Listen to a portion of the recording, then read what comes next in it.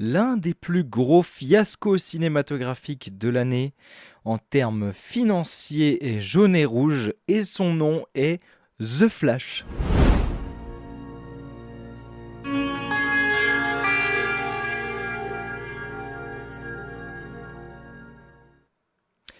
C'est un des plus gros bids que j'ai vu. Ce film de super-héros ne rapporte que 300 millions de dollars alors qu'il visait le milliard. C'est l'intitulé de l'article de MGG concernant le film The Flash.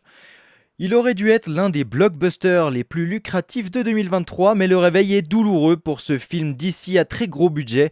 Il a si peu marché que les recettes du box-office ne vont même pas amortir les coûts de production. Il ne suffit pas d'aligner des centaines de millions de dollars pour produire un film rentable, hélas, c'est la dure loi du box-office et DC Film vient encore d'en faire les frais. Malgré un budget avoisinant les 350 millions de dollars, The Flash a eu beaucoup de mal à trouver son public durant l'été.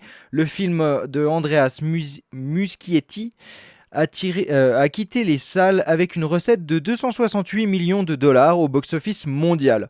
Alors je sais pas si vous l'avez vu, The Flash, j'ai bien aimé, très honnêtement. Alors effectivement, il y avait des effets spéciaux qui étaient parfois un peu douteux, ou pas tout à fait terminés. Il y avait des trucs un peu étranges. Mais pour le coup, étant pourtant moi-même un grand fan de Marvel, bon, il y a eu des périodes un petit peu plus sombres. Je croise les doigts pour que les futurs films Marvel soient pas trop mal. Euh, mais oui, The Flash qui était annoncé un petit peu comme la renaissance du DC Connected Universe, enfin Cinematic Universe. Bah, je sais pas trop ce qui va en être. Moi, je trouve un peu dommage parce que l'idée était bonne. En tout cas, moi, j'ai passé un bon moment dans la salle de cinéma. N'hésitez pas à me faire savoir ce que vous en avez pensé. Mais c'est vrai que je peux pas dire avoir passé un mauvais moment en regardant ce film. Alors, un multivers à la peine. Cela fait plusieurs années maintenant que DC éprouve des difficultés à faire briller son univers cinématographique. Le conglomérat Warner peine à séduire autant que son rival Marvel. Seuls les films portant la marque de Batman s'en sortent avec les honneurs. Le super-héros est d'ailleurs présent dans The Flash, mais il est comme noyé dans les circonvolutions temporelles. Outre le scénario chaotique qui ne parvient pas à faire mouche, les fans ont aussi reproché au film une CGI inachevée. Les réalisateurs expliquent que les effets visuels un peu particuliers surviennent pour que le spectateur puisse apprécier la perception de The Flash. Donc voilà, un petit peu, bah, c'est ce que je disais pour les effets inachevés, hein. Les CGI, c'est les effets spéciaux. Et puis effectivement, hein, c'est ce que je dis. Après effectivement le scénario, c'est discutable. Le scénario est discutable, mais j'ai trouvé que pour ma part, en tout cas, j'ai bien aimé le film. J'ai passé un bon moment. Est-ce que j'irai le revoir?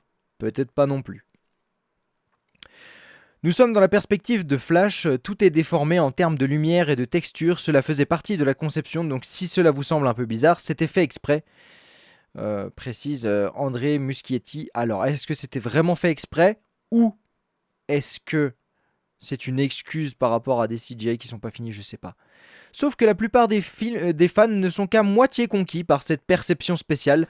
Même si la CGI est vendue comme inhabituelle, elle ressemble à celle d'un très mauvais film, difficile de s'en satisfaire quand on ne connaît pas le budget du film. Effectivement, je suis assez d'accord avec ce retour. Le cancre de l'été, DC caressait l'idée du milliard de recettes avec The Flash, mais le box-office du film se clôture sur un constat amer. The Flash n'aura même pas figuré parmi les sorties notables de l'été, et il a été totalement surclassé par le tandem Barbie Oppenheimer, respectivement 1,3 milliard et 700 millions de dollars de recettes au box-office mondial. Et effectivement, c'était une masterclass, hein, Barbie et Oppenheimer.